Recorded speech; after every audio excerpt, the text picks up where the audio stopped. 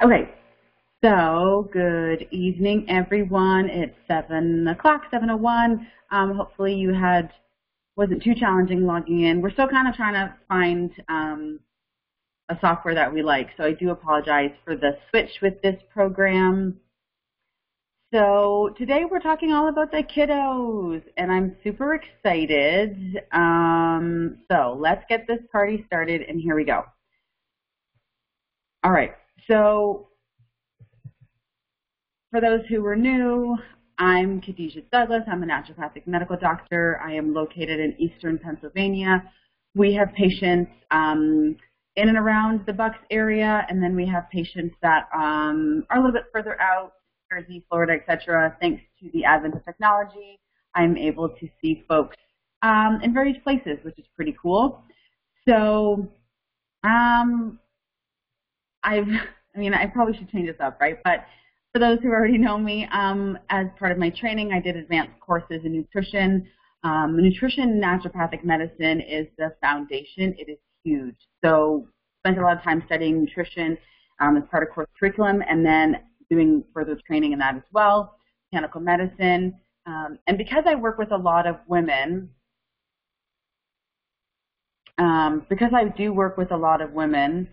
and, oh, someone says they cannot hear me. Can everyone hear me okay? I don't think we're okay. All right, I'll continue. The recording will be sent out. So because I love working with women and that's my primary passion and focus, lots of my clients have children. So why not spend some time to focus on children and their health and making sure that we are raising them with some really great habits to carry them into adulthood. So in our presentation today, we are going to spend time talking about, we're going to break down the different stages of childhood development, talk about needs by age and gender. So after the age of 3, going into the age of 4, what we actually start to see is a differentiation between the needs of boys and girls, and then that changes as well with ages. And that just has to do with the different biological processes that are occurring in the body at the time. We'll go through food sources of key nutrients. So a lot of this is going to be nutrition focused. So a lot of it's going to be how can we use food as medicine, like Hippocrates said. So where can we get these nutrients from in our food, and making sure that we're getting the right amount as well. Supplements, so we'll talk about a couple that I recommend, and then some home and lifestyle recommendations, not just for eating, but also for really just raising healthy children. I really truly believe if we can set a foundation at a young age and give our children the tools that they need, then it helps them along the way when it comes to making decisions. Now, does that mean that they can't ever enjoy some junk food once in a while? No, it doesn't mean that at all. But it means that, teaching them young, vegetables look like this, and fruits look like this, versus thinking that potatoes and French fries are a vegetable, because I do get a lot of clients that tell me that. All right, so here we go.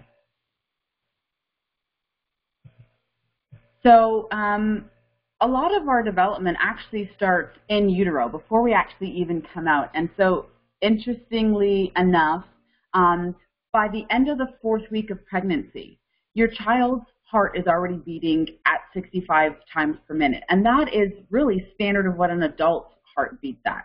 So their heart is already developed and already beating. So we're going to talk about some nutrients for heart. Month 2, the neural tube, which actually will develop into our entire nervous system, brain, spinal cord, is pretty much well formed. So 8 weeks in, we already have a nervous system, which is huge. That's your brain, right? That's your computer. That's your center.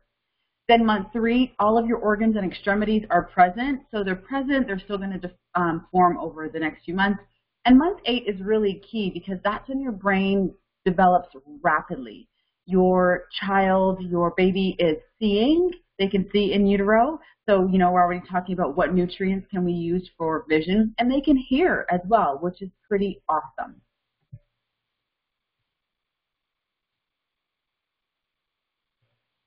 All right, brain development. So a large part of this presentation, I really wanted to spend focusing on brain development. And the reason being is the first few years of life, is when we have the greatest amount of growth with the child's brain.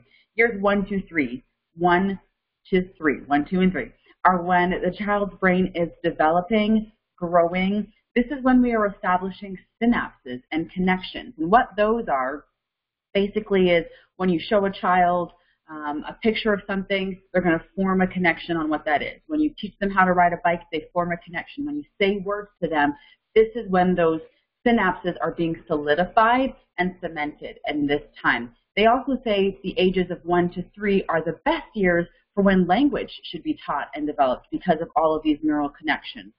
So I think it's amazing that this is happening, but at the same time, there's also a downside to the fact of how rapidly and quickly it's growing. And the downside is that young children's brains are actually really, really vulnerable to developmental problems. For example, if you are not getting proper prenatal care, if postnatal care isn't adequate, if they're drinking leaded water like the children in Flint, that can lead to issues because their brains are growing so quickly. That's when toxins, endocrine disruptors are going to be extremely damaging. But then, like I said, the pro side is that they're open to more learning and enriching influences, which is exciting. So this is the time, the first few years of life, where we really want to make sure we're setting them up, giving them the right tools through nutrition, through nutrients to support this development. All right, so in terms of developmental stages now, we have milestones. So in the medical community, there's these milestones that our children need to hit. And these milestones, we start recording them as soon as they come out of the womb, right? As soon as the baby's delivered, we do APGAR scores, right? Is the child cyanotic? Are they blue? Are they breathing well? What's their color? Are they crying? These are all things that get graded. So literally, we start tracking a child's development from the time they are born. And then, we do the well child visit, 2 months, 4 months, 6 months, and then we do the year, and then it goes 18 months, and then it increases from there. But at every single one of these visits, there are a set of skills, tools that we want our children to have developed by this time. And obviously, a milestone for a 1-year-old is going to be a lot different than our 14-year-old. And, our 3-year-old is going to have different milestones than our 5-year-old. So it's important that at each of these stages that we're also doing activities and that we're also, once again, supporting them through nutrition so that they can hit these milestones. I do see pediatric patients in office, and so a lot of what we do is observing and speaking to parents and saying, well, are they rolling over? Are they babbling? Because those are important milestones. So although you might be like, oh my God, he's so cute, you took your first steps, those are huge milestones in their development and behavior. So the first group, there's 5 different groups that we break down our milestones into. So we start off with infancy, so from the time they come out of the uterus up until 12 months. So that's the infancy period. And these are some of the things that they're assessed on at their well child visit. And this is some of the things that they should know. So are they able to drink from a cup? So what's that showing us? That's showing us that they're able to hold a cup, that they have the processing and the sensory information for that. Are they babbling? Babbling is a really good indication that they're observing. Children that have developmental delays, for example, autism, what we see is they don't have that communication. So that's something that's really important. And as cute as we think it is, it's really important that we are checking into that and taking notes of that. Rolling over by themselves, understanding no during an activity, those are all part of the processing and them learning the cognition, those neural synapses in the brain being formed. And then the next stage we have is toddler. So that's the 1 to 3 years. Once again, that's that period where the brain is doing the most growth, the most developing, connections are being formed every single second. So at 1 to 3, are they feeding themselves? And not only are they feeding themselves, but are they feeding themselves without having a mess everywhere? And what that shows a healthcare provider is that they have proper hand coordination, hand-eye, grip. All of those things are nerve signals. All of that has to do with your brain and how your brain has been developing all this time. 1 to 3, I like to have certain objects in the office, and I try not to be like, make it a test, but I'll see some of our pediatric patients will actually point to things, and so that's already a cue that I know that they're hitting that milestone. Are they walking? Are they able to help them, help their parent guardian get themselves dressed? Then we have the preschool time frame. So the preschool is age 3 to 6, right? They're getting ready to go into full day daycare, depending on where you are in the world. And at 3 to 6, now we see them exploring their environment more. Now this is when they're either holding a pen, a pencil, a crayon. They're maybe, imitating other shapes and objects. We want to know what their coordination is like. Do they have any imbalances? Part of our brain is responsible for controlling our balance. And guess what? If we don't give that proper part of the brain proper nutrients, it's not going to develop. And then we might start to see issues with balance developing. Next age, we got our school age kiddos, 6 to 12. This is where we start to see a lot more independence being exerted. This is when you start to see them slowly changing from that little kiddo that you knew, and then they're just becoming a lot older and more mature. And I'm going to get really personal here for a second. For me, my niece just turned 10 and it was double digits, and I just had a moment because I remember her being super, super small and tiny, and just this chunky fat thing of love that I just adore, and I still do. And now she's 10, and I see her, and her independence is coming out and doing things more on her own, and so it's pretty awesome to watch. We see children of this age, they're starting to sweat more, and so their sweat glands are active. They might be a little bit stinky. Their teeth or permanent teeth are coming in. Reading is developing, and this is where it needs to continue to develop further. Routines are really important at this stage, and I'm a stickler when it comes to routines. Routines are important because it helps them get into the flow of things, helps them to know what to expect, helps them to stay up to date. Routines are really important.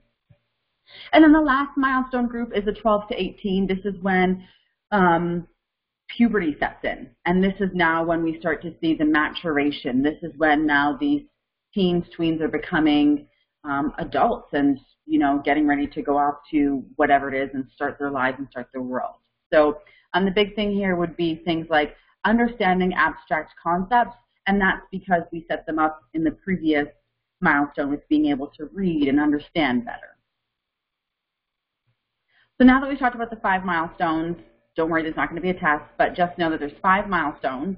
Now let's talk about specific nutrients. And once again, like I said, because a lot of what these milestones assess are based on how your nervous system is functioning, how your brain is developing, a lot of the nutrients that I mentioned here are focused on brain health, brain development, because, like I said, these milestones, we assess that. So a lot going on here. I'm going to break it down in detail, but these are the key nutrients. So we break down our macronutrients, proteins, carbs, fats, and then we have different vitamins, and we have different minerals. So iron, this is always, I like to point this out. So iron, when a child is younger, they don't need as much, but look at, when a female becomes in this 14 to 18 category, right, she needs a lot more iron. Now let's just think, obviously what's going on, right? This is when she is starting to menstruate, and now she's losing blood, and so now we need to replenish that because as females, we bleed every month, we need to support that. So as you can see, there's differences between females and males when it comes to iron. Men aren't dealing with loss of blood every single month, so they don't need to be having as much iron. Another key one to point out would be zinc. So the reason why we have this difference between males and females, well, men have prostates, so prostate health is important. That would be one there. Another interesting one is iodine. This is really key when it comes to thyroid health. Remember in some of our previous webinars, but for those who don't know, iodine is essential for thyroid hormones. So as a child gets older, their iodine requirements increase. And then some other ones of note would be vitamin D. Let's just talk about vitamin D for a second. So these numbers are like rough estimates. When I prescribe and when I recommend, it's always going to be what's presenting in front of me. So I absolutely think, especially if a child is breastfed past 1 year, they need to be supplementing with vitamin D. They're not getting it through mom's breast milk. It needs to be supplemented. Needs to. 400 IUs is the minimum, and then it goes up from there. People who live in the north, northeast, people who live essentially where they're not getting a lot of sun, vitamin D supplementation is key. Vitamin D plays a role in so many things. And so I find it interesting that a lot of research like the National Institute of Health, NIH, and CDC only recommend 600 IUs of vitamin D because research, more and more research is coming out. If you were to supplement even at this dose, you would still be at the insufficient or deficient levels. I like all my clients to be around 40 to 70 milligrams when it comes to vitamin D when they get it tested, and when you dose at 600 IUs, it's not going to get you there. So that's why I put the asterisk there, because that's a little tricky one that I always get asked about, and I definitely will adjust that based on who's in front of me. All right, so now what do all these nutrients do? Like, what is the purpose of them? So protein, just think of like Popeye the Sailor Man, right? Protein, he had all this big muscle. Protein is what's going to do most of the work in our cells. Proteins transport blood throughout the body. Proteins transport your hormones from one area of the body to the next. Proteins help make your antibodies for your immune system. Proteins help with making your glucose be converted to, G6P, and that's done via an enzyme. So proteins are the bread and butter. They do all the work. They're the building structure, backbone of the body, so really important. Carbohydrates, simply put, they're going to give you energy. And because the ages of 1 to 3 are when we're seeing the most growth with the brain, this is when you want to make sure that they're having ample carbs to support all of that growth. Fats, this is another source of energy for the body. So our bodies, when we first need energy, it's not going to tap into our fat stores. It's actually going to tap into our carbohydrates. Any prolonged activity, that's when we start to break down our fat, which is why whenever you start a workout regimen, they'll always tell you, past 30 minutes is when you're in the fat burning zone, and it's because anything over that is considered persistent or long-term exercise. And so now we need to start calling on our fat stores to provide us with energy. And then also it's cushion. Fat helps with cushioning your heart and your liver and your, other key organs. But too much fat is never a good thing because then it can start to cause problems. So we do need some of it on our body to help protection, insulation, and then, like I said, it is storage form of energy, and our bodies do use it. Fat, that's why the ketogenic diet is so popular, because our bodies tap into that fat source for energy. So now let's talk about the nutrients. So iron, like I said, it's a really important part of hemoglobin, which is blood essentially. It helps to carry oxygen around to your blood cells. So if you don't have iron, you can start to see things like anemia developing. Interestingly enough, iron actually also helps produce two really important neurotransmitters, serotonin and dopamine. So people who have depression, a lot of medications, pharmaceutical medications, are designed to increase levels of serotonin. So things like SSRIs, Prozac would be a popular example, fluoxetine, Celexa. Those are examples of SSRIs, and then we have another category. But I mean, iron, who would have thought? It's key. Dopamine is another important neurotransmitter. And the reason why I want to talk about dopamine for a little bit is dopamine is getting a lot more, notoriety and notice for its impact and relationship on children and adults with ADD, ADHD. So dopamine helps with keeping you focused and staying on task. So iron helps to make dopamine, right? So now we're starting to see the pieces together. We have zinc, like I said, it helps with your immune system, it helps the digestive system, it helps your neurotransmitters to be released. So it's one thing that our body's making the neurotransmitters like serotonin and dopamine, but they actually need to be released to have any effect in the body. And if we don't have zinc, then it's going to be a harder challenge for them to be released. And then we have copper. It's going to help to make some more neurotransmitters. Low levels, especially during infancy, so that 1 to 12 month phase, can actually have an effect on the cerebellum. So your cerebellum is a part of your brain that receives sensory information. So any senses that's going on in your environment, it receives it, and then it lets you hold your hand out, and it lets you turn your head, or it lets you get ready to attack. So it helps with that voluntary movement. If you want to blink your eye because something's in your eye, or you sense something in your eye, that's your cerebellum that's helping you carry out those actions. So copper is integral for that part of the body. Iodine and selenium, like I said, optimal for thyroid health. Remember, every single cell in your body has a receptor for thyroid hormone. If we are not getting iodine and selenium from foods and supplements, then we are taxing our bodies, slowing things down when they could be working a lot better. Choline is another key nutrient, helps with neurotransmitters.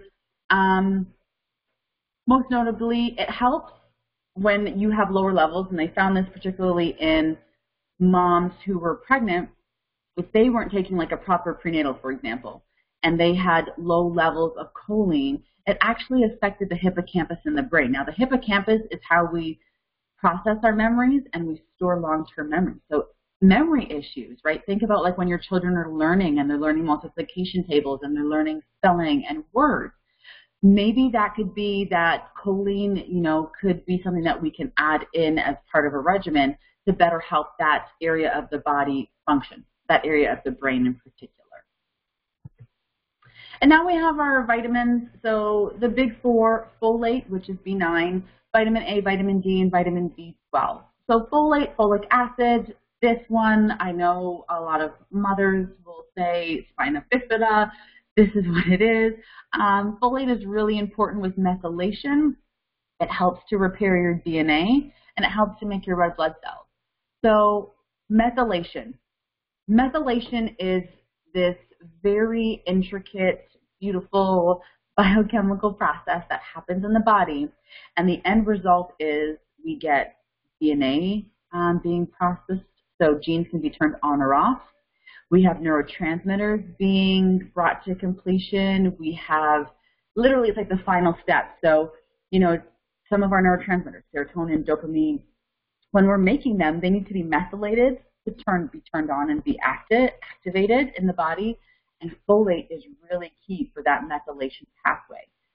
Children with autism, often what they are finding, and I know that I've seen this, we do have a couple of autistic patients, but what they're finding is methylation is a pathway that is not functioning optimally in these children. So this is where supplementation becomes key. Vitamin A, think of your eyes. It's numero uno for your eyes. Like I said before, by month 8 in utero, your child can already see. Vitamin D, it helps with your immune system, and it also helps to build a strong musculoskeletal system because it's going to help increase absorption of calcium. And then vitamin B12, this is another one that plays a really key role in methylation. When we are deficient in vitamin B12, it can manifest as developmental delays in children. It could cause them to have problems in school. So this is something that can be tested. It's a blood test, and you can have your levels analyzed. And if you are going to get that done, methyl B12 is the best form to get afterwards. So we'll talk about that in a second. So those are the key nutrients, right? But what does this all mean, right? So the whole idea is how can we get your children to eat healthier so we're hitting all these milestones and we're setting them up for life. So now let's get into the fun part, which is the food. Where in the world am I going to find choline? Where am I going to find vitamin A? Where is it coming from? Okay, so let's get into the food sources. So pretty sure all of us are probably getting all of our macronutrients. We're getting our proteins, our carbs, and fats. And some might be getting maybe too much carbs and fat. Childhood obesity rates in North America are on the rise. The U.S. has some of the highest childhood obesity rates, especially considering that it's a developed country. And so what that ends up spawning into is we have childhood obesity. Now that sets them up for type 2 diabetes. And now they're going to start medication. And now they're going to have issues with blood pressure. And now they're going to have problems with cholesterol. And by the time they're 10 and 12 years old, they're taking 3 to 4 medications. Okay? So I think we definitely get enough of the carbs, and we definitely get enough of the bad fats. I have the good fats listed here, but we definitely get enough of those fats. So proteins, lean ground turkey, red meat in moderation, red meat in moderation. One more time, red meat in moderation because it can increase inflammation in the body. Chicken, fish, tofu, tempeh, legumes, all great sources of protein. Carbohydrates, that's going to come from fruits, sweet potatoes, brown rice, your whole grains. This is not going to be coming from donuts. This is not going to be coming from cakes. This is not going to be coming from chocolate bars. Like, this is where you should be pulling your carbohydrates from, okay? What other things? I had someone, like I said, they were like, what's your favorite vegetable? And he said, French fries. French fries are not a vegetable. It's a carb, and there's healthier alternatives. Fat. You want to have good quality, healthy fat. So nuts, nut butters, avocados are amazing. Oils, olives, sunflower, avocado. Fish, sardines, salmon, anchovies. Okay, your children don't like it. It's fine. We can talk about supplementation. But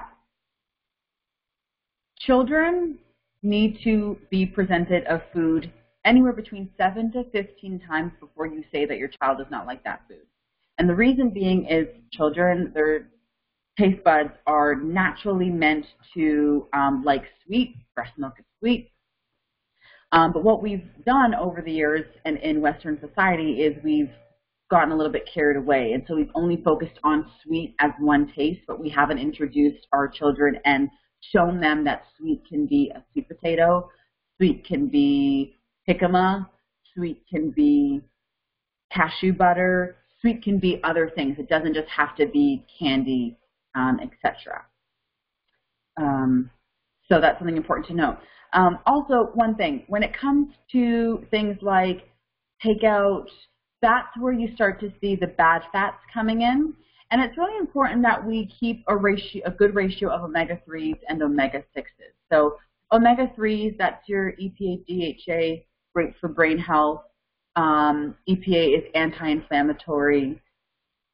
As we have become a society that does a lot more processed food, standard American diet, we've seen an increase in the number of omega-6, which is the unhealthier omegas. And so this is why we start to see higher cholesterol levels, triglyceride levels, lipids. This is why we're seeing the number of Lipitor prescriptions rising. So you want to make sure that when you're having fat, it's good quality, high fat. I'm a huge fan of butter. Butter is amazing. Kerrygold is delicious. But make sure it's quality. Quality, high fats is what we want.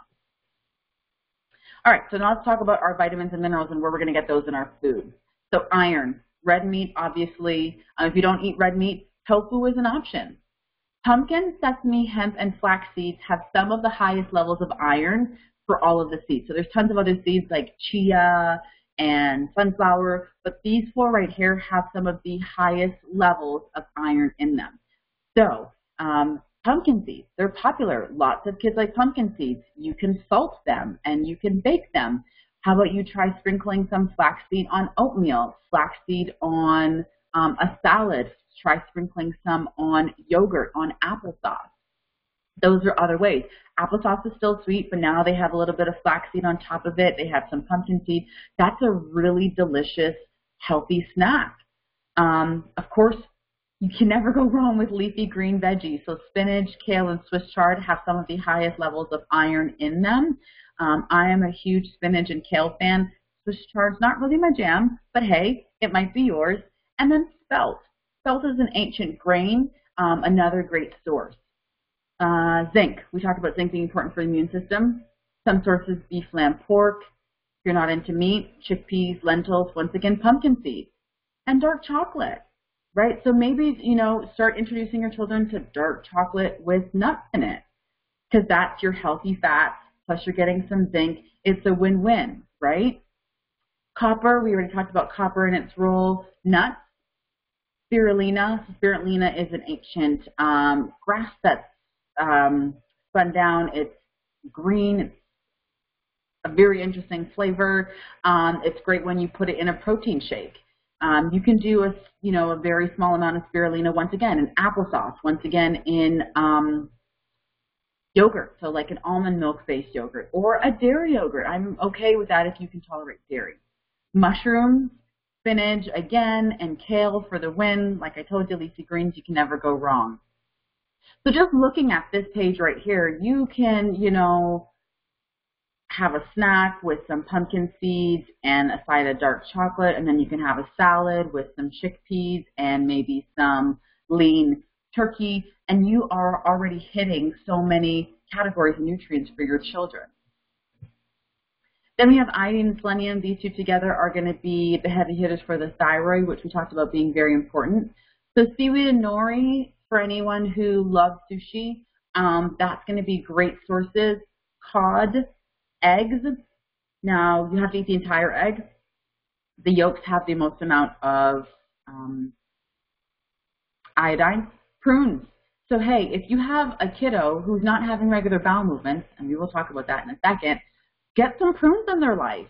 Prunes are going to have high levels of iodine for you. Turkey, once again, it's a lean protein. Lima beans. When it comes to selenium, Brazil nuts, like 4 to 6 Brazil nuts a day gives you a ton of selenium. Mushrooms, sunflower seeds, poultry, eggs, brown rice. Choline, we have the eggs, liver, peanuts, and beets. So once again, just taking a look at this slide, you know, you can do some brown rice and turkey, maybe saute some mushrooms. If you don't like mushrooms, maybe try some beets. Peanuts, when it comes to peanuts, always roasted. Every other nut, raw. I know quite a few folks that actually boil their peanuts and love it that way, but whenever you're consuming peanuts, roasted, all other nuts, raw. So that's just something to remember. Folate. Remember, that's B9. That's going to help with methylation. It's going to help make your red blood cells. Once again, you're going to get this in legumes, so things like your chickpeas and your other peas. Asparagus, surprisingly, had a high level of folate. Dark leafy greens can never go wrong. Citrus fruits are going to be great. Vitamin A, cod liver oil. So cod liver oil is great. You want to make sure that you're getting a good quality cod liver oil. And I always tell people, how do you know if you have a good quality fish oil? You shouldn't burp any kind of fishy taste. Cod liver oil will smell like fish, but you shouldn't be burping it back up. Vitamin A, it's citrus. It helps, you know, your eye color. So you're thinking yellow, orange fruits and veggies, and then once again, dark leafy green. I mean, dark leafy greens for everything. And vitamin D, salmon, herring, and sardines. Now wait before you say my child will never eat sardines. These are dressing. If you make it homemade, it requires sardines. There you go. Sorry, anchovies, wrong one. But anchovies also are another good source of vitamin D. As you can see, these are like the oilier fishes, so salmon, herring, and sardines. Reason being is oilier fishes, they just have higher levels of vitamin D, whole eggs, mushrooms. Vitamin B12, nutritional yeast. So nutritional yeast is a nutty, cheesy type of flavor. So this is great actually on popcorn.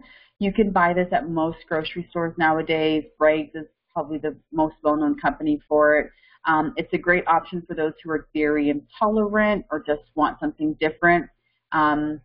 It's yummy, it's delicious, and it's chock full of nutrients. So you can put some nutritional yeast on your whole eggs that you have in the morning with some brown rice or something of the sort. So, you know, as you can see, a lot of these foods repeat. So you're seeing common themes, right? Dark leafy greens. You're seeing things like whole grains, like brown rice, whole grains, cold water fish, haddock, trout. You know, and then you have your wild, make sure, you know, you're getting wild-caught salmon, your oilier, fatty fishes, and eggs. So those essentially are the staples. But as you can see, literally green leafy veggies should be your friend with everything, or most things at least. All right, so let's say you have a picky eater and this is going to be a struggle, not a problem.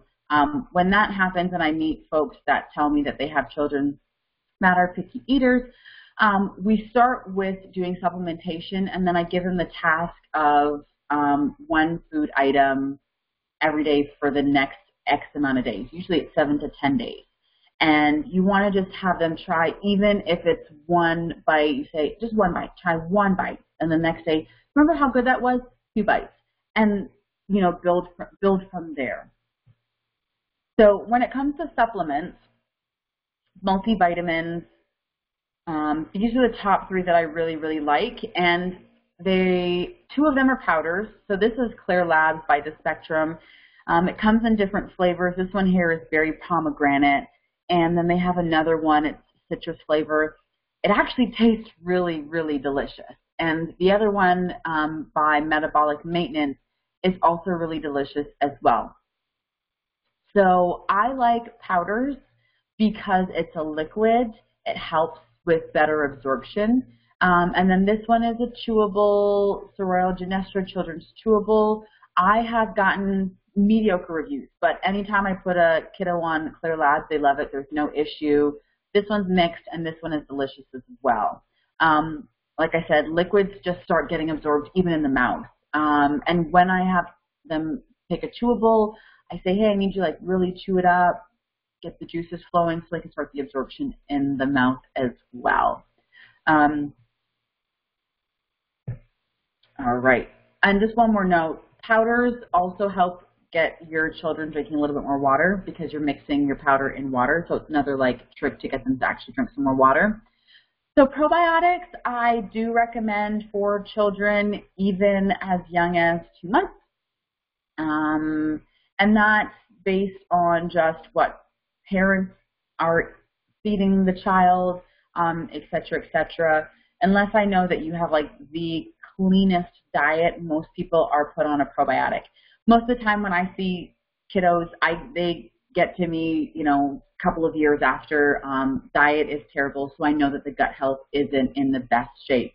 You know, if we are not, gut health is important. If you are not giving your body the right nutrients to feed the good, healthy bacteria, then they have a harder time warding off pathogens. So you might end up seeing your child get sicker more often. Maybe they become more irritable or more hyper after certain foods, right? That's always something that I'm thinking. So probiotics, Clear Labs does a great job, and I like their children's chewable and their infant powder. And then Soroil Genestra, they have a delicious, and I say it's delicious because I've actually tasted, I try as many of these things before I recommend them for anyone.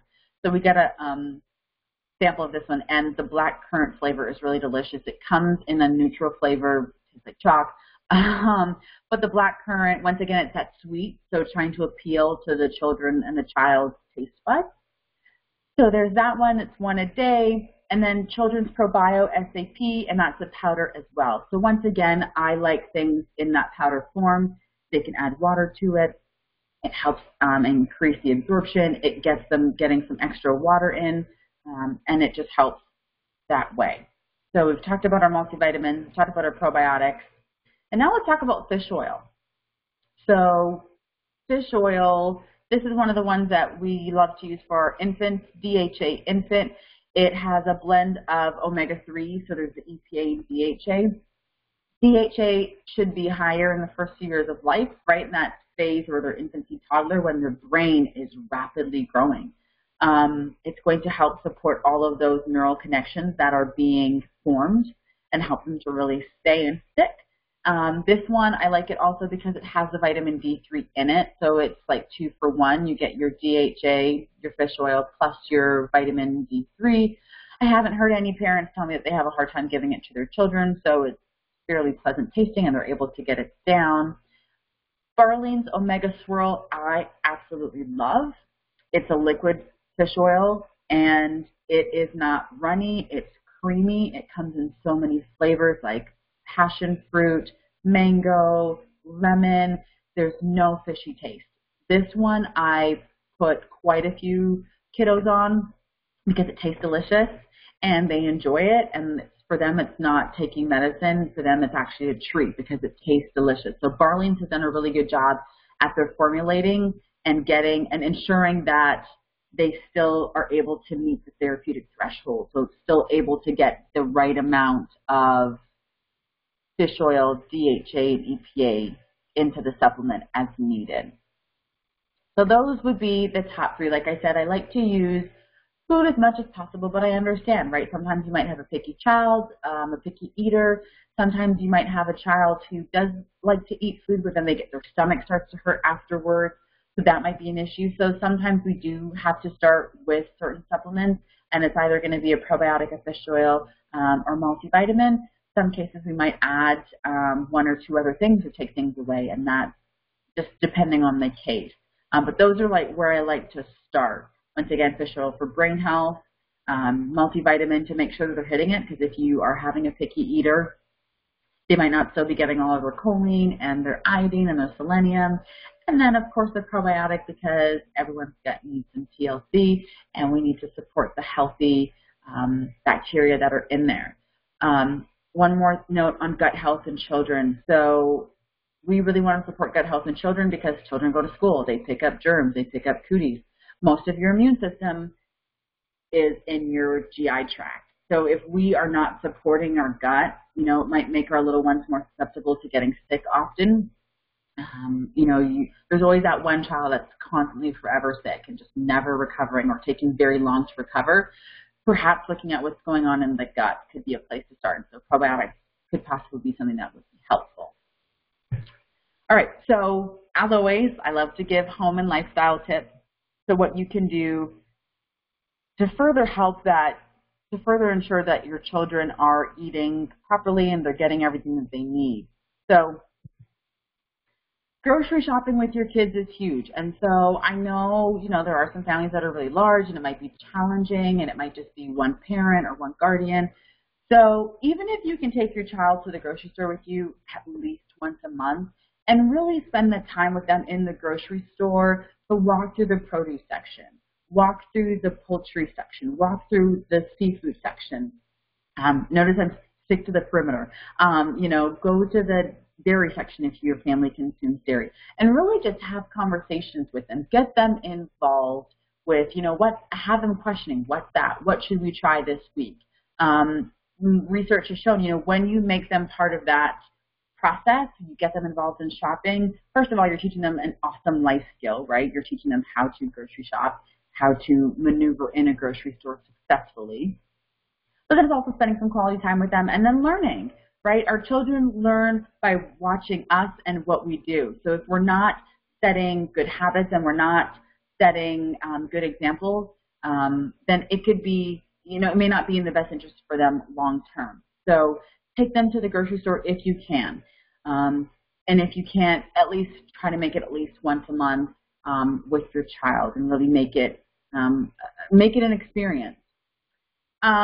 Don't be afraid to try different flavors with your children. Like I said, you have to try a child at least 7 to 10 times, up to 15 times before you totally say they don't like this food. So it's a constant daily thing. And you can't just try a Monday in March and then a Tuesday. It has to be a daily thing for a concerted effort for a few days, a couple of days, like over a week, before you say that they don't like something. And that's because children's taste buds are changing all the time. So don't be afraid to try different flavors and experiment with them. One thing I will caution, I was reading a really interesting article. If you are trying a new food for the first time as well, do not do it in front of your child, because your child is going to watch you and be like, so-and-so, mommy, daddy, grandpa, auntie, they didn't like it, so I'm not going to like it. So if you want to get creative yourself, try it. You make all the faces you want, and then, experiment. But try to make it a positive experience, because if they see you eating something, oh, this is good, this is good, children, remember, their brains are very impressionable at a young age, right? You can still mold them. So you really can set the tone as to what they're experiencing, what flavors they're tasting and are open to. Get children in the kitchen, and it doesn't have to be all of them. It could be, depending on what your family size is, but try to make a concerted effort where you get your child involved in the cooking process. Get them involved in what food preparation looks like. So, we take out our veggies and we wash them, right? If you have celery, there's always that dirt when you're, making sure you're washing your vegetables, making sure you're washing your fruit. Get them involved in that habit, making sure that if they are helping you, that, when you touch your meat, you're going to wash your hands. You're not going to touch anything else. So once again, not only are we teaching them healthy eating habits, but then again, you're also helping them set up for long term, right? When they are grown and go off to live their life as adults and not in your home anymore, but you are giving them these tips and tools from a young age. And so hide vegetables. Now, what I mean by hide vegetables in as many food items as you can. So if you can hide sweet potatoes in brownies, do it. If you can make chocolate mousse with avocado, do it. If you can hide cauliflower in pasta, then do it. Because guess what? Once again, children aren't going to know the difference, right? But once you start putting, funky things and they're kind of already turned off, and like, I don't want that. What is that? So hide vegetables, get creative with where you put it. Lots of companies now are really trying to cater more to families and making things like 100% pasta made from vegetables and cauliflower tortilla wraps, and you can do the zucchini noodles. So really trying to just put a spin on things, right? Instead of French fries, you can try jicama. So that can be things that you do with your family. Limit screen time. So I put this one in here because if we are trying, our goal is to raise happy, healthy children, right? So if they are constantly in front of a screen, first of all, they're not interacting with you. So that whole socialization, that social aspect, they're missing out on. And socialization is a huge part of child development, right? Getting your children or child to interact not just with you, but other people, when they go into the workforce, when they go into schools, that socialization piece is going to come into play. So limit screen time so that you can interact with them. Also, limit screen time so that they don't have all that blue light affecting them and all of that just messing up their brain. So much more research is coming out and showing the adverse effects of screen time. Anything more than 3 hours and you're already affecting your child's brain, its development, and their size. So limit screen time. Speak with your children. Talk with them from a very young age. You can speak with your child the minute they come out of the womb, while they're still in the womb. You remember month 8? We talked about month 8. Your child is able to see and hear when they are in utero. Talk with your child on a consistent basis. So a really interesting study came out, and it showed that children that engage, parents that engage in regular conversations with their children on a daily basis, their children had 300 more words in their vocabulary by the time they were at the age of 3. So you don't even have to it doesn't have to be anything scientific. It doesn't have to be poetry. It doesn't have to be a Shakespeare. No, just talk. What color is this? What do you see? Well, I don't know. Just talk so they can hear what you're saying. Conversation is really, really, really key. Talking with your child can also be in the form of reading together so that you're holding a book and you're reading and you're pointing to pictures. Once again, the time to do it obviously is, up until at least adolescence, but between the ages of 1 to 3, that is when their brain is growing the most. That is when we are forming connections in their brain that are going to last the rest of their lives. So not saying that they're not going to, form new synapses and connections when they're 8 and 9, but the majority of it, the best time is when they are between the ages of 1 to 3. Research has shown it. Studies have shown it. This is just what it's been shown to do. So 1 to 3, reading to your child, talk to your child. If they want to babble, you babble right back to them. Try to decipher their words. Try to get them to say things. All right. And then last thing, make sure that your child is having regular bowel movements. So regular bowel movements, they need to have at least one bowel movement a day. I have met children and families where their children are having a bowel movement every 2 to 3 days, sometimes once a week. So let's take a step back. If your child is not having regular bowel movements, they are sitting with rotting food essentially in their stomach. They are building up toxins and accumulating junk in their colon. We need to constantly be moving that out. Constipation can turn into something really severe, and you want to make sure that you're asking your child, did it hurt to come out? Because that's also a sign of constipation. And I know some people are like, I don't want to talk about that, but you have to know what's going on with your child and their bowel movements, right? You need to know if there's food coming out if they're bowel movements, because guess what? That could be a sign of IBS. That could be a sign of a food, that is a clear indication that something is going on the inside that needs to be corrected and addressed. If your child is not pooping, it can make them really squirmish in class. Then they get written up as being disruptive, and really and truly they just need to have a bowel movement. It's going to cause them to not focus and perform at their best like you know that they should be. So that probably should have been moved to number one. But really and truly, to help with raising happy, healthy children, bowel movements are important. Talk and communicate with your kids. Limit screen time. Making sure that they're getting their veggies in.